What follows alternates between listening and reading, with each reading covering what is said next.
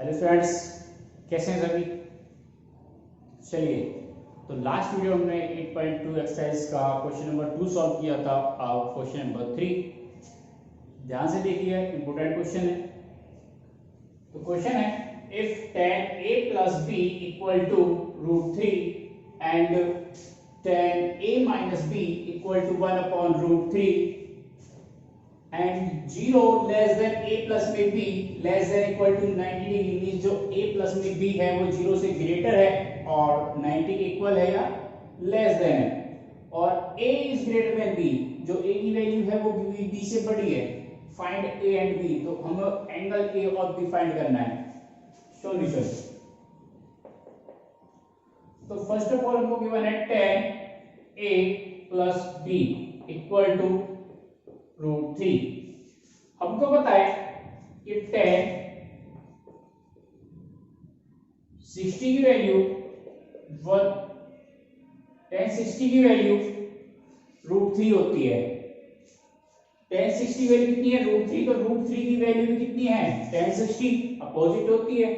tan 60 की value √3 है और √3 की वैल्यू कितनी है? tan 60। तो इस √3 की जगह मैं क्या पुट कर सकते हैं? tan 60। तो हमने पुट किया tan a plus में b इक्वल टू tan 60। इस √3 की जगह हमने क्या पुट कर दिया? tan 60। इस √3 की जगह हमने क्या पुट कर दिया? tan 60। तो tan से tan कैंसिल, क्या बचा? a plus में b equal to 60। Equation number 1, equation 1। इसके बाद हमको क्या गिवन है? क्या गिवन है? tan a minus के b equal to 1 upon √3। 1 upon √3। हमको पता है कि tan 30 की वैल्यू कितनी होती है? 1 अपॉन √3। तो 1 अपॉन √3 की वैल्यू कितनी हुई? tan 30। क्या हुई? tan 30। तो इस 1 अपॉन √3 की वैल्यू हमने क्या कर दी? tan a minus में b is equal to tan 30। क्या पुट कर दी?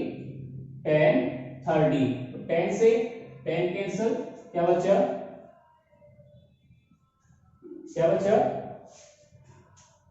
a माइनस के b is equal to 30 degree. Equation number 2। तो from equation first and second, तो फर्स्ट इक्वेशन क्या थी? a प्लस में b इक्वल टू 60 डिग्री, और सेकंड इक्वेशन a माइनस में b is equal to 30 degree. अब क्या करना है? इनको प्लस करना है, एडिशन।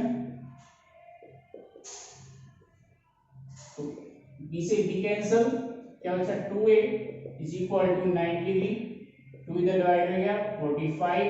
तो a की वैल्यू कितनी आती है यहाँ से? 45। a की वैल्यू कितनी आती है यहाँ से? 45। अब a की वैल्यू किसी इक्वेशन पुट कर लो। Put the value of a, put the value of a in equation first. Equation first में पुट की a की वैल्यू, तो क्या बना? 45 प्लस में b इज इक्वल टू 60 डिग्री, प्लस में जाके माइनस हो गया, तो b is equal to 60 minus 45। Means b की वैल्यू यहां से कितनी आई? 15। b की वैल्यू कितनी आई? 15। तो a की वैल्यू 45 और b की value 15। That is the answer. आया समझ में? सबसे पहले tan a प्लस में b की वैल्यू 1 पर √3 दे रखी है। √3 की वैल्यू में tan 60 पुट की, tan से tan कैंसिल, a प्लस में b equal to 60 degree. Equation first बनी। फिर हमें क्या दे रखा है? tan a माइनस में b equal to 1 upon √3। 1 upon √3 की जगह में क्या पुट किया? tan 30। tan से tan कैंसिल, क्या बना? a माइनस में b is equal to 30 degree. Equation solve की, a की वैल्यू 45 और b की वैल्यू 15। ओके,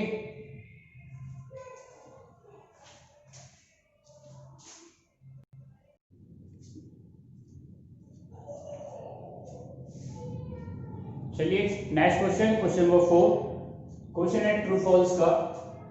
तो फर्स्ट पार्ट है कि sin a plus b is equal to sin a plus b। True है या फॉल्स है? क्या है ये? फॉल्स। क्या है? फॉल्स, क्योंकि हम वैल्यू रखते हैं ए और बी की, वैल्यू पुट करते हैं, कोई भी वैल्यू रख लो जो आपका मन करे। तो मैं ए की वैल्यू 60 पुट कर रहा हूं, तो sin 60 और b की वैल्यू 30 पुट कर रहा हूं। ऐसे मैंने इधर पुट की sin a की वैल्यू, तो sin 60 प्लस sin 30, 60 प्लस 30 कितने? sin 90 is equal to sin 60 की वैल्यू √3/2 प्लस और sin 30 की वैल्यू 1/2। sin 90 की वैल्यू कितनी होती है? 1। यहां से एलसीएम लिया 2, √3 प्लस 1 क्या इक्वल है? नहीं है। तो ये क्या है? ये इक्वल नहीं होता, ये क्या हो गया? फॉल्स। क्या हो गया? फॉल्स। सेकंड पार्ट है the value of sin theta increases as theta increases. क्या sin थीटा की जो वैल्यू है वो इंक्रीज होती है जैसे जैसे थीटा बढ़ता है? यस। तो जैसे जैसे थीटा बढ़ता है तो sin थीटा की जो वैल्यू है वो क्या होती है? इंक्रीज होती है। तो ये क्या हो गया? ट्रू हो गया। क्या हो गया? ट्रू, क्योंकि sin 0 की वैल्यू कितनी होती है? sin 0 की वैल्यू कितनी होती है? 0। और sin 90 की वैल्यू कहां तक पहुंच जाती है? 1 तक। तो जैसे जैसे थीटा बढ़ रहा है ऑब्वियसली क्या है, इसकी जो वैल्यू है वो क्या हो रही है? इंक्रीज हो रही है। क्या हो रही है? इंक्रीज हो रही है। नेक्स्ट पार्ट है the value of cos theta increases as theta increases.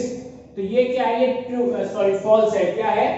False है, क्योंकि जैसे जैसे थीटा की वैल्यू बढ़ती है तो cos थीटा की जो वैल्यू है वो क्या होती है? डिक्रीज होती है, लेकिन इसमें क्या दे रखा है? इंक्रीज। तो ये क्या हो गया? फॉल्स हो गया। तो cos थीटा की वैल्यू क्या होती है? डिक्रीज होती है, क्योंकि cos जो 0 की वैल्यू है, cos 0 की जो वैल्यू है वो होती है 1, और cos 90 की वैल्यू कितनी होती है? 0। cos 90 की वैल्यू कितनी होती है? 0। तो जैसे जैसे थीटा इंक्रीज होता है इसकी वैल्यू क्या होती है? डिक्रीज होती है। तो ये क्या हो गया? फॉल्स हो गया। sin theta, next part, sin theta equal to cos theta for all values of theta. क्या इनकी वैल्यूज इक्वल होती हैं? नहीं होती, क्योंकि ये किस पर इक्वल होती है? 45 पर वैल्यू इक्वल होती है। 45 पर वैल्यू इक्वल होती है, और बाकी पे क्या होती है? अलग अलग होती है। जैसे ये देख लो, sin 0 की वैल्यू कितनी होती है? 0, और cos 0 की वैल्यू कितनी होती है? 1। cos 90 की वैल्यू कितनी होती है? 0, और sin 90 की वैल्यू कितनी होती है? 1। तो ये क्या है? फॉल्स है। क्यों? अलग अलग होती हैं। cot A is not defined as A equal to 0। तो क्या cot 0 की वैल्यू क्या होती है? Not defined. तो ये क्या है? ट्रू है। ये क्या हो गया? ट्रू, क्योंकि cot जो 0 की वैल्यू होती है वो क्या होती है? Not defined. आया समझ में? कोई डाउट हो प्लीज कमेंट कीजिए। आज के लिए इतना ही। नेक्स्ट एक्सरसाइज नेक्स्ट वीडियो में स्टार्ट करेंगे। Take care, thank you.